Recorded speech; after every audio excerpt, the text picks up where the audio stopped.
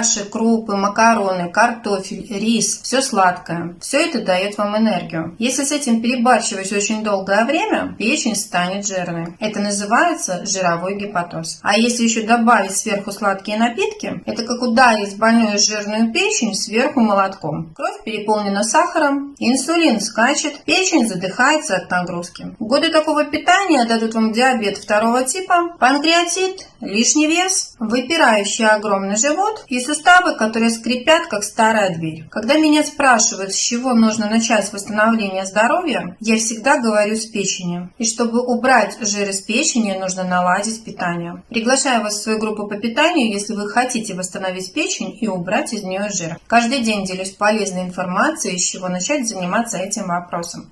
Просто в комментариях оставьте слово «гепатоз», и я пришлю вам ссылку.